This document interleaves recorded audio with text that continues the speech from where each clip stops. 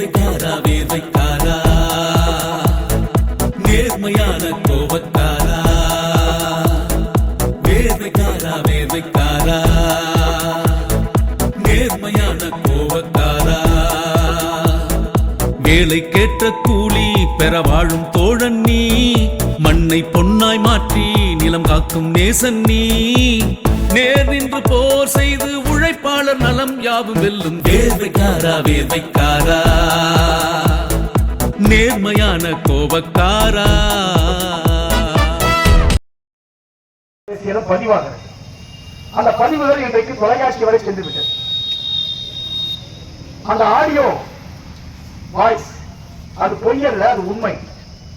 பேசியது நிர்வாகம், கேள்வி கேட்டது நிர்வாகம், பதில் சொன்னது தொழிலாளிகளுடைய குடும்பத்தார். அவர்கள் நினைத்தார்கள் தமிழ்நாட்டு பெண்கள் ஏதோ 1950ஆம் ஆண்டு 60ஆம் ஆண்டு காலத்தில் இருக்கக்கூடிய பெண்கள் என்று நினைத்துக் கொண்டு கணவருக்கு ஏதாவது ஒன்றால் உடனே கண்ணீர் விட்டு அழுவார்கள். பழைய திரைப்படத்திலே, கட்டபொம்மன் திரைப்படத்திலே நீங்க அந்த படத்தை பார்க்கிற வாய்ப்பு இருந்தால் பாருங்கள். புகைப்பட்ட பாட்டு. தேசத்திற்காக, யுத்தத்திற்காக கட்டபொம்மனுடைய சகோதரன் அந்த படத்துல ஜெமினிகேசன் கேரக்டர் ஒரு கோவர்.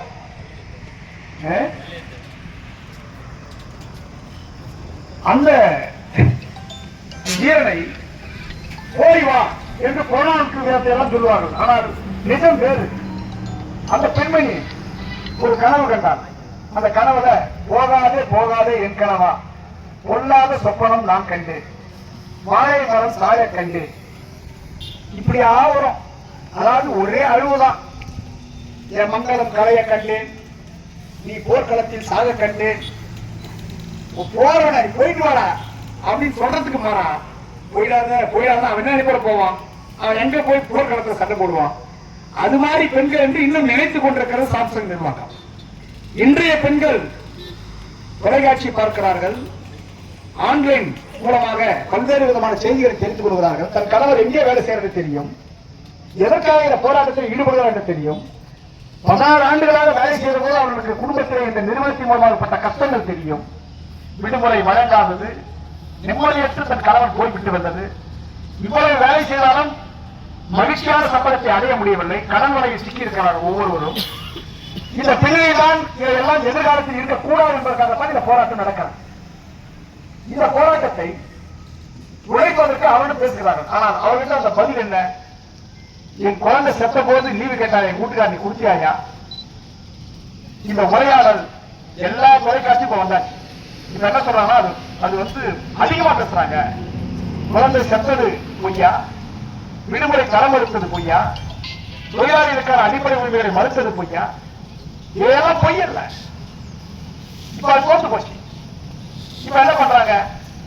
ஒரு 2-3 நாளா வீடுகள்ல இன்ஜினியர் எல்லாம் போயிட்டு நீ வந்துருப்பா டிஸ்மிஸ் ஆர்டர் அடிச்சிருக்கிறாங்க, பயங்கரமா பண்ண போறாங்க.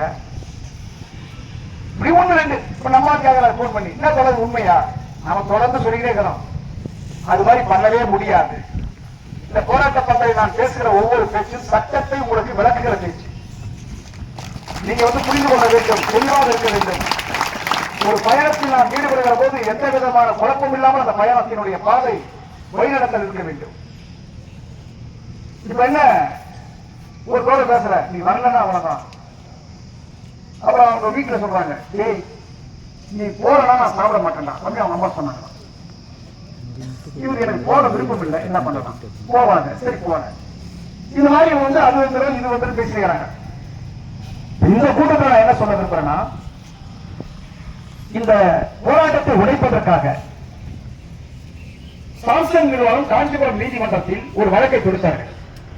அந்த வழக்கு என்ன கேட்டாங்கன்னா, இந்த வேலைநிறுத்த போராட்டத்தை சட்டவிரோத சைக்கிள் அறிவிக்கணும், 500 மீட்டர் தள்ளி போனோம் அப்படிங்கிறது அவங்க கோர்ட்டினுடைய சாம்சங் நிறுவனம் கேட்டுக்கொண்டது. இவங்களா போனாங்க. சும்மா வேலை போட்ட நீதிபதியை கூப்பிட்டு ஒரு வழக்கு போட்ட உடனே நம்மளும் போயிட்டோம். நம்ம தானே எதிரி. நம்ம ஆர்குமெண்ட் என்ன ஆச்சு? நேற்றுக்கு ஜட்ஜ்மெண்ட் ஆன்லைன்ல கொடுத்துட்டாங்க. அந்த ஜட்ஜ்மெண்ட் என்ன சொல்லுதுன்னா, இவங்க சொல்றாங்க 500 மீட்டருக்கு அப்பால் உட்கார வேண்டும். நம்ம தரப்புல சொன்னோம் 2000 மீட்டருக்கு நாங்கள் அப்பா உட்கார்ந்து கொண்டிருக்கிறோம். நாங்கள் யாரையும் வேலை நிறுத்தத்திற்கு போக வேண்டாம் என்று இவங்க சொல்லுவது கூட நாங்க சொல்லல. நாங்க யாரையும் தொழிற்சாலைக்கு போறாங்க அவங்க தடுக்கிறேன்.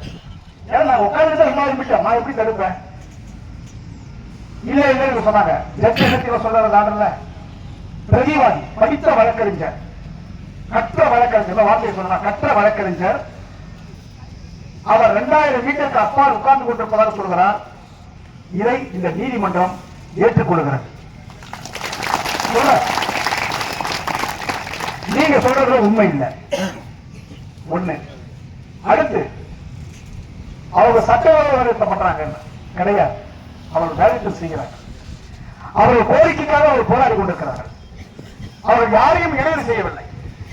வெகு தூரத்தில் இருக்கிறார்கள். அவர் சொன்னதையே இந்த மன்றம் ஏற்றுக்கொண்டு நான் உங்களுக்கு சொல்கிறேன், வேலை நிறுத்த கோரிக்கையின் மீது யார் முன்னால் பேச்சுவார்த்தை நிலுவையில் இருக்கிறதோ கன்சலேஷன் ஆபீசர் அவர் முன்னால் இருவரும் தொழிற்சங்கமும் போய் பேசி அமிக்கபிள் செட்டில்மெண்ட் இருவரும் ஒரு நல்ல தீர்வை காண வேண்டும் என்று நிறுவனத்திற்கு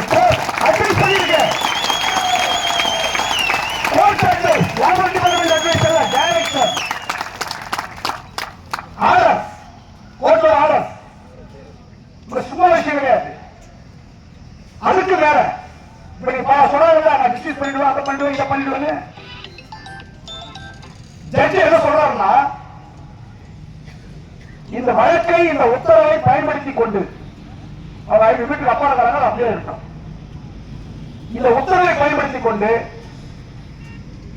எந்த ஒரு தொழிலாளி மீதோ இந்த போராட்டக்காரர் மீதோ அன்பர்லாபர் பிராக்டிஸ் செய்யறதுக்கு கூடாது நிர்வாகம். அதாவது பரிவார நடவடிக்கை எதுவுமே எடுக்கக்கூடாது என்று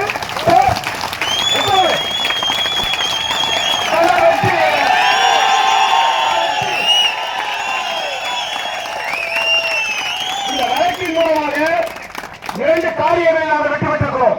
நாங்க போட்ட வழக்கல்ல, சாம்சன் போட்ட கேஸ்ல இவன் அன்னைக்கே சொன்னேன், நீ ஒரு அம்பை விட்டா அந்த அம்பே உனக்கு எதிரான ஆயுதமாக மாற்ற வாய்ப்பு இந்த நாட்டில் இருக்கிறது என்று சொன்னது. அதான் இது என்ன சொல்றாங்க,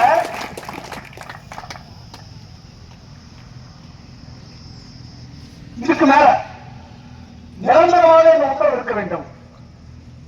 நம்ம தலையிடுங்க. இந்த உத்தரவு அவங்க கேட்கறதா இங்க கொடுக்கூடாது. என்ன உத்தரவு? ஃபேக்டரியாக்கே வரக்கூடாது, 500 மீட்டரே வரக்கூடாது. இப்ப கேள்விக்கு போல வந்தாங்கல்ல, நம்ம என்ன சொன்னோம்னா இந்த இன்ஜெக்ஷன் ஆர்டர் அவங்க கேட்ட இன்ஜெக்ஷன் ஆர்டர் கொடுங்க. இது இந்த ஸ்ட்ரைக் கோரிக்கை அந்த கன்சிடரேஷன் பெண்டிங் இருக்கிறதுல தான். இது முடிஞ்சிட்டா இந்த ஆர்டர் முடிஞ்சிடும். இல்லைன்னா இந்த ஆர்டர் கையில் வச்சுக்கிட்டு ஸ்ட்ரைக் முடிஞ்சுதான் உள்ள போன பிறகு எங்களுடைய தேவைக்காக நாங்கள் சட்டபூர்வமான வேலை நிறுத்தமோ அல்லது தேவைக்காக நாங்கள் ஏதோ ஒரு கூட்டம் தூரமா யாரும் இடையிடாமல் போட்டால் நீங்கள் கூடக்கூடாது என்று எங்களுக்கு தடை ஏற்படுத்துவார்கள். அப்படி ஒரு உத்தரவை தரக்கூடாது என்று நாங்கள் கேட்டோம். கோர்ட் என்ன சொல்லுவது என்றால், வழக்கறிஞரின் தொழிற்சங்க வழக்கறிஞரின் வாதம் சரியானது. ஏனென்றால் இந்த இன்ஜெக்ஷன் ஆர்டர், இந்த வேலை நிறுத்த கோரிக்கை அது தீர்வு காணுகிற வரையில் தான். இந்த ஸ்ட்ரைக்கை முடிச்சுட்டு கன்சலேஷன் முடிஞ்சு போச்சுன்னு சொன்னா இதுக்கப்புறம் இதை வச்சுக்கிட்டு நீ எதையும் மூடப்பட்ட உத்தரவு, அதாவது இறுதி செய்யப்பட்ட புஷ்டாப்பே இல்லாம ஒரு உத்தரவை தர முடியாது. இதோட இது முடிஞ்சிடும். அதுக்கப்புறம் என்ன தெரியுமா, நாம் எல்லாம் முடிந்த பிறகு நாம் தேவைக்காக தொழிலாளிகளை சந்தித்து பேச விரும்பினால் குறைந்தபட்சம் அந்த ஏரியை கூட நாம் சந்தித்து பேசுவதற்கான ஒரு பாதுகாப்பை இந்த தீர்ப்பு கொடுத்திருக்கிறேன். இப்ப சொல்லுங்க, உங்க வீட்டுக்கெல்லாம் போன் பண்ணி சொல்லுங்க, எந்த மேனேஜ்மெண்ட் உத்தரவும் எங்களை டிஸ்மிஸ் செய்யாது, எந்த மேனேஜ்மெண்ட் உத்தரவும் சஸ்பெண்ட் செய்யாது, எந்த மேனேஜ்மெண்ட் உத்தரவும் எங்க ஸ்ட்ரைக்கை உடைக்க முடியாது. பேச்சுவார்த்தைக்கு வர வேண்டும் என்று நான் மீண்டும் மீண்டும் கூப்பிட்ட போது இவர்கள் அமைதியாக இருந்தார்கள். இப்ப ஜட்ஜ்மெண்ட் வந்திருக்கு, என்னுடைய பேஸ்புக்ல போட்டிருக்கேன். தமிழ்நாடு சிஐடி முகநூலியே வந்திருக்கு. தமிழ்நாட்டினுடைய அடிஷனல் கமிஷனர் அவங்க அந்த மாதிரி கொடுத்தாச்சு, நீங்க பேச்சுவார்த்தை ஏற்பாடு பண்ணுங்க. நேற்று லேபர் மினிஸ்டர்கிட்டே பேசியாச்சு, பேச்சுவார்த்தை ஏற்பாடு பண்ணுங்க. தமிழ்நாடு அரசாங்கம் செய்ய வேண்டிய வேலை இதுதான். மேனேஜ்மெண்ட் முக்கியமான அவருக்கும் சொல்லியாச்சு. நாம ஒண்ணும் கேட்கலாம், நம்ம ஒண்ணு நிறுவனம் எதிரிதான் கிடையாது. பேசி முடிக்கணும். எங்க கோரிக்கை மீது நீங்கள் எழுத்துப்பூர்வமாக பதில் சொல்வதற்கு நீங்கள் ஒப்புக்கொள்ள வேண்டும். ஏனென்றால் நாங்கள் சங்கம், மேனேஜ்மெண்ட் யார் முன்னாடி? தொழிலாளர்துறை முன்னாடி, கவர்மெண்ட் முன்னாடி. நாங்க வந்தா நீ வரமாட்டேங்கிறது, நீங்க வந்தா நான் வரமாட்டேங்கிறது கிடையாது. ரெண்டு பேரும் இந்த வேலை நிறுத்தத்தை ஒட்டி நடக்கிற பேச்சுவார்த்தையில் ஒரே வேதியில் இருவரும் அமர வேண்டும். இந்த அறிவுரைக்கு கேட்கலாம். நான் சொல்றது எல்லாமே ஒட்டுமொத்த தொழில் நலன், தொழிலாளர் நலன், அனைவரின் பொது நலன்.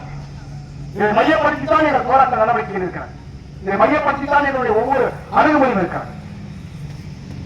எந்த பரிவாங்களும் இருக்கக்கூடாது கோர்ட்டு சொன்னது, அதுவும் அந்த அட்வைஸ் நடந்திருந்தோம். இந்த ஸ்ட்ரைக்கை ஒட்டி இந்த அடிப்படை நாம் கொடுத்திருக்கிறோம். மிக விரைவில் பேச்சுவார்த்தைக்கான முயற்சிகளை நம் தரப்பில் தொடர்ந்து எடுத்துக்கொண்டே இருக்கிறோம். அது இன்றோ நாளையோ அதிகபட்சம் பேச்சுவார்த்தைக்கு வரலாம். அந்த வாய்ப்புகள் நெருங்கிவிட்டது. அதான் சொன்னேன், ஒரு நல்ல நகரை நோக்கி நம்முடைய சாம்சங் போராட்டம் சென்று கொண்டிருக்கிறது. நாம் பேசுவோம் போன்ற தலைப்பு. எனவே நம்ம தோழர்கள் கட்டுக்கோப்பாக இந்த பந்தலில் அமருமாறு கேட்டுக்கொள்கிறேன். ஒண்ணு, இங்க யார் வேணாலும் வரலாம். இன்னும் சில பேர் என்ன சொல்றாங்க, கட்சி தலைவர்கள் பேசலாமா கொள்ளலாமா என்று கேட்கிறார்கள். நான் முதலில் சொன்னது வந்து, நாங்கள் பல வேலைநிறுத்த போராட்டங்களை தலைமை தாங்கி நடத்திய அனுபவத்திலிருந்து நாங்கள் கிடைத்த பாடம் என்னவென்றால், இது முழுக்க முழுக்க சாம்சங் என்கிற நிறுவனத்தின் முதலாளியின் கார்பரேட்டின் கொடூரமான சுரண்டல். இந்த நாட்டின் சட்டத்தை ஏற்க மறுப்பது, தொழிலாளிகளை தான் விரும்பியபடி நடத்த நினைப்பது. இந்த கொள்கையை எதிர்த்து இந்த நாட்டின் சட்டம், சங்கம் வைக்கிற உரிமை, கூட்டு பெற உரிமை, நினைத்தபடி எங்களுடைய வேலையை சட்டத்துக்கு வாங்க முடியாது, எங்களுடைய நியாயமான ஊதிய உயர்வு, சமூக பாதுகாப்பு, எங்கள் தொழிலாளிகள் ஆலைக்குள்ள நிம்மதியாக இருக்க வேண்டும் என்கிற ஒரு கார்பரேட்டுக்கும் தொழிலாளி வர்க்கத்துக்கும் நடக்கக்கூடிய ஒரு வர்க்க போராட்டத்தினுடைய ஒரு பாதைதான், பயணம்தான் நம்முடைய வேலை நிறுத்தம். இது வந்து ஆளுங்கட்சிக்கும் எதிர்கட்சிக்கும், மற்றவங்களுக்கும் இன்னொரு கட்சிக்கும் அவங்க விருப்பத்தை தீட்டிக் கொள்வதற்கான இடம் இது அல்ல. ஏனென்றால் இன்று வரையில் நாங்கள் கேட்கிறோம், இந்த பந்தலுக்கு வரணும் சொல்றாங்க யாராவது. ஏன் இந்த போராட்டத்தை தமிழக அரசாங்கம் அழைத்து பேசக்கூடாது என்று ஏன் ஒரு கட்சி கூட சொல்லவில்லை? அக்கறை அறிக்கை விடவில்லை. மார்க்சிஸ்ட் கம்யூனிஸ்ட் கட்சியை தவிர எந்த கட்சி அறிக்கை விட்டு நம்ம கைது பண்ண போது விடுதலை செய்ய என்று சொன்ன ஒரே ஒரு தொழிலாளி இருக்க கட்சி. இந்த தொழிலாளிகள் எல்லாம் பண்ணாதீங்க, இப்படி பண்ணீங்கன்னா தமிழ்நாட்டுக்கு நல்லது இல்லை. அதெல்லாம் வந்து நீங்க வந்து அறிக்கை கொடுங்க. முதல்ல இந்த போராட்டத்தினுடைய நோக்கத்தை எந்த வகையிலும் திசை திருப்பாமல், சிதைந்து விடாமல், நாம் எந்த நோக்கத்திற்காக வந்தோமோ அந்த நோக்கத்தின் அடிப்படையில் ஒருவர் கூட சிந்தாமல் சிதறாமல் அத்தனை பேரும் சாம்சன் ஆலைக்குள்ள என்னுடைய தோழர்கள் செல்வார்கள். அந்த போராட்ட சீரை அதனால்தான் இப்ப நாம 26 குடும்பத்தோட ஒரு போராட்டத்தை அறிவித்திருந்தோம். நேற்றைய முன்தினம் இரவு 10 மணிக்கு போலீஸ் வீட்டுக்கு வந்து அனுமதி மறுக்கப்பட்டதா சொல்லிக்கிறாங்க. ஆர்ப்பாட்டம் ஏதோ தெருவுல 10,000 பேர் கூடுவீங்க, 20,000 பேர் கூடுவீங்க, சும்மா ஊர்ல போவான், சொன்னா பொதுக்கூட்டம் போடுவான். இதெல்லாம் போக்குவரத்து பாதிக்காது, பொதுஜனம் பாதிக்காது, எதுவுமே பாதிக்காது. கண்ணை மூடிக்கும்.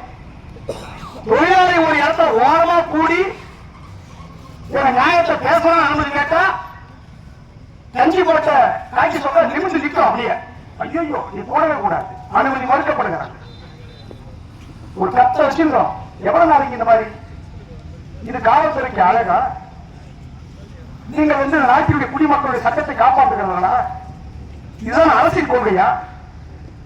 அதனால நாங்க வந்து சட்டத்தை ஆர்ப்பாட்டம் பண்ணணும் நாங்க பண்ண மாட்டோம். 27 ஆர்ப்பாட்டம் இல்லை. ஆனா இந்த போராட்டம் தொடருமானால் மீண்டும் ஒரு நாள், நாளை தான் அறிவிப்போம். மீண்டும் ஒரு நாள் அந்த போராட்டத்துக்கு நாங்க அனுமதி கேட்போம், அனுமதியோடு நடத்துவோம். இதெல்லாம் எப்படி எங்களுக்கு போராட்டம் தெரியும், சிஐடிக்கு அப்படி நடத்தும். அந்த போராட்டத்தை உங்களால் தடுக்க முடியாது. எனவே இந்த தொழிலாளர்களை இந்த போராட்டத்தை எந்த ஒரு திசையில் இருந்தும் சிலைய விடாமல் காப்பாற்றி கொண்டு செல்ல வேண்டிய ஒரு ஒரு குஞ்சை பாதுகாக்கிற கோழியை போல, தன் குழந்தைகளை பார்க்கிற தாய் நாயை போல, ஈண்டெடுத்த குழந்தையை அடுத்த 2 ஆண்டுகள் கர்ப்பத்துக்குள்ளேயும் கர்ப்பத்துக்கு வெளியேயும் அது நடந்து போகிற அந்த அழகை பார்க்கிற வரையிலும் கண் துஞ்சாமல் நான் விரும்பியே சாப்பிடாமல் எப்படி ஒரு தாய் தன் குழந்தையை வளர்த்திருக்கிறாரோ அப்படித்தான் CITU இந்த போராட்டத்தையும் இந்த தொழிற்சங்கத்தையும் வழிநடத்தும், உறுதியாக வழிநடத்தும். இது கம்பீரமாக நடக்கும். சாம்சங் தொழிற்சாலையில் நடக்கிற அந்த போராட்டம் உலகம் முழுவதும் ஒரு நல்ல திசை நோக்கி, போராட்டம் என்றால் இப்படி, அதன் முடிவென்றால் இப்படி, தியாகம் என்றால் இப்படி, அந்த போராட்டத்தின் கண்ணியம் என்றால் இப்படி, எல்லாவற்றுக்கும் பார்